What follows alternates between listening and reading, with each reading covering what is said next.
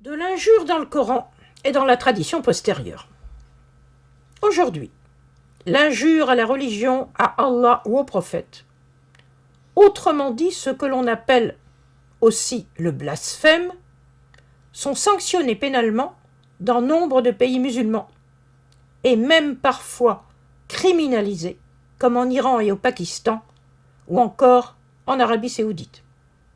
Un degré supérieur a été atteint quand les idéologies djihadistes violentes de ces dernières années ont armé le bras d'individus fanatisés qui se sont crus investis d'une mission quasiment divine. Ces fanatiques ont commis les attentats et les meurtres atroces que nous avons tous en mémoire en criant le nom d'Allah et en prétendant venger le prophète.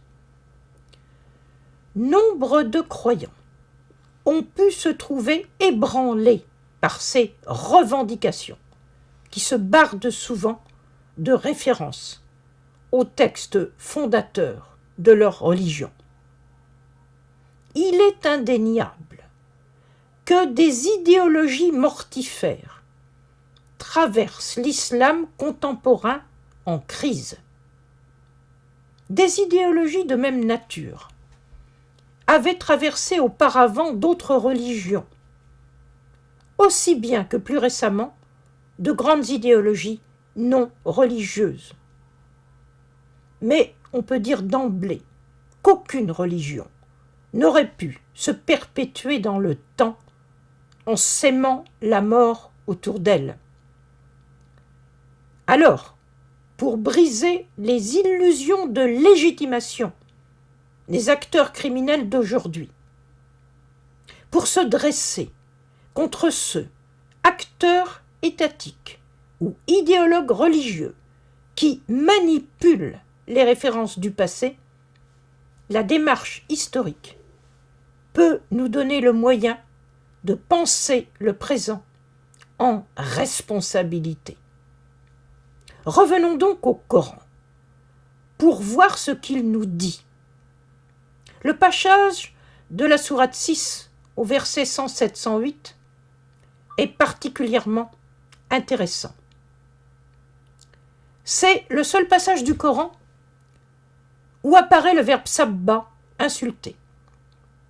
Le verset de la sourate 6, verset 107, nous dit « Si Allah l'avait voulu, ils, les adversaires de Mohammed, n'auraient pas associé à lui, pas associé à Allah d'autres divinités.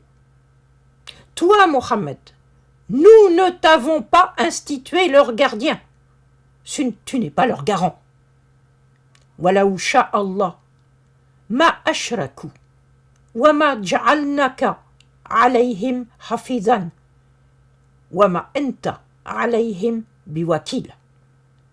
Le verset de la sourate 6, verset 108, va plus loin encore quand il est dit « N'insultez pas ceux, les autres dieux, qu'ils invoquent en dehors d'Allah, pour éviter qu'en réplique, ils n'insultent Allah par hostilité.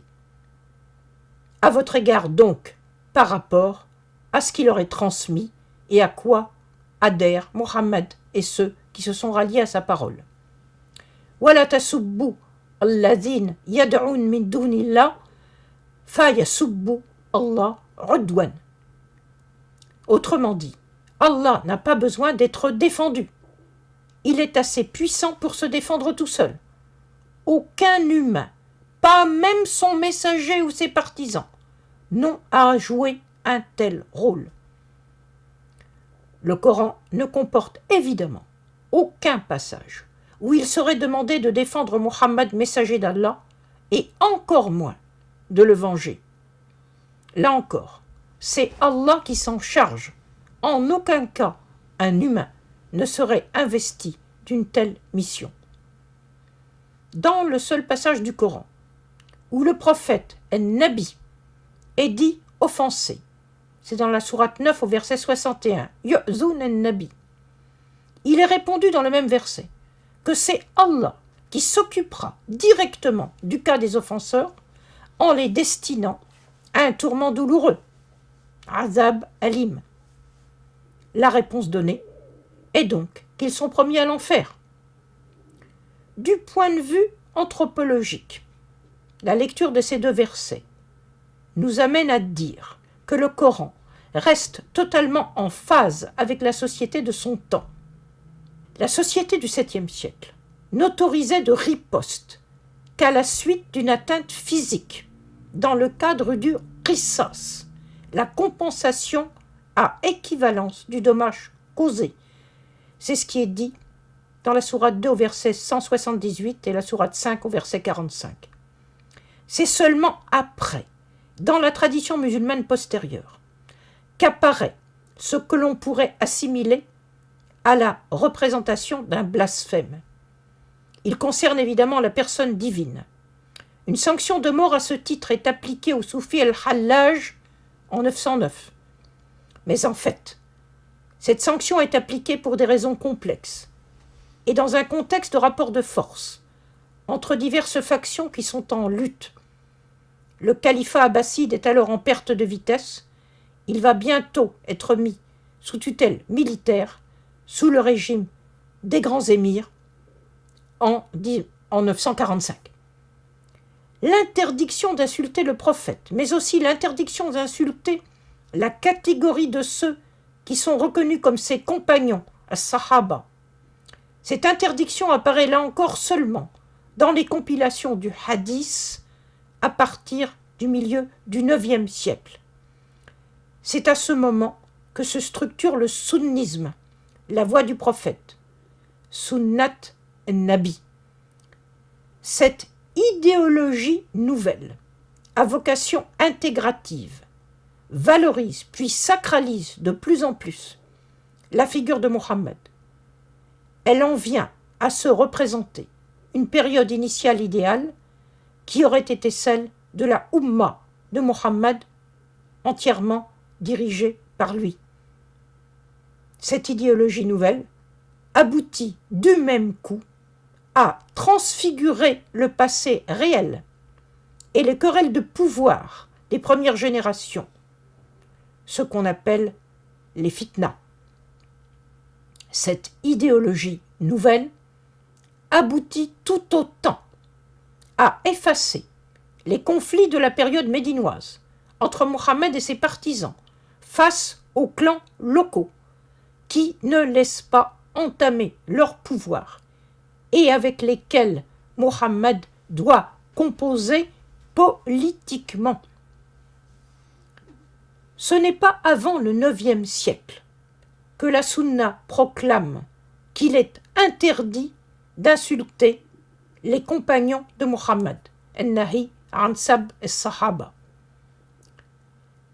Il s'agissait alors d'enterrer définitivement tout ce qui compromettait la représentation collective d'une vision idéalisante du passé dans une société impériale qui n'avait plus rien à voir avec les conditions politiques et sociales de la période tribale. Il faut bien voir cependant que ces reconstructions imaginaires sont restées limitées au seul milieu des idéologues. Elles n'ont eu quasiment aucun effet dans la vie des sociétés.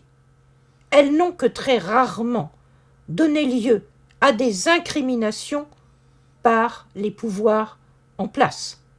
Il y a donc un contraste très fort avec ce qui se passait au même moment dans le christianisme, avec notamment les procès, la violence de l'Inquisition, les accusations multipliées de blasphème et les guerres dites de religion.